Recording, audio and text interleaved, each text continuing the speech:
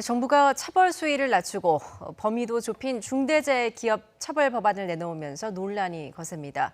더불어민주당은 정부로서는 고충이 있을 수밖에 없다면서 법률적인 문제는 어느 정도 해소했다고 평가했지만 법 제정을 촉구하면 단식 농성 중인 정의당과 피해 유가족들은 오히려 기업을 보호하는 법이 되어간다고 항의했습니다. 부장원 기자입니다.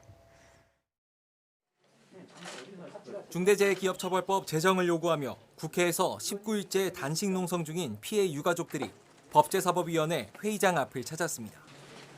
국회에 제출된 정부안을 절대 받아들일 수 없다며 위원들에게 호소하기 위해서입니다.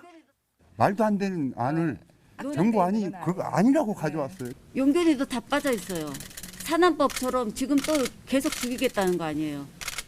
정부안에도 안전 의무를 소홀히 해 중대재해를 일으킨 기업 대표에게 실형을 선고할 수 있도록 하는 내용은 담겼습니다. 하지만 사업장 규모에 따라 유예 기간을 두어 100인 이상 기업부터 적용하도록 했고 징벌적 손해배상 금액도 상한선을 두었습니다. 앞서 논의하던 안보다 처벌 대상이나 시기, 수위 등이 완화된 겁니다. 여야는 극명한 온도 차이를 드러냈습니다.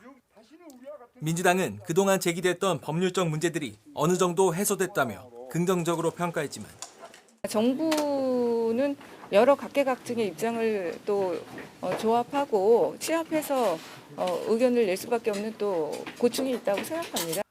국민의힘은 개념 정의부터 모호하다고 맞섰습니다.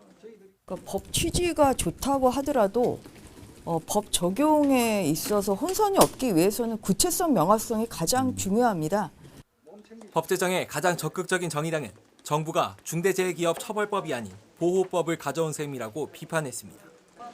중대재해의 85%가 50인 미만 사업장에서 일어난다는 점에서 시행을 유예하면 실효성이 없다는 겁니다. 시민 생명을 지키겠다는 의지가 없습니다. 살아서 퇴근하고 싶다는 시민들의 바람이 담겨 있지 않습니다. 민주당은 이번 임시국회 마지막 날인 다음 달 8일까지 법안을 통과시키겠다는 입장이지만 논의 과정에서 극심한 진통이 예상됩니다. YTN 부장원입니다.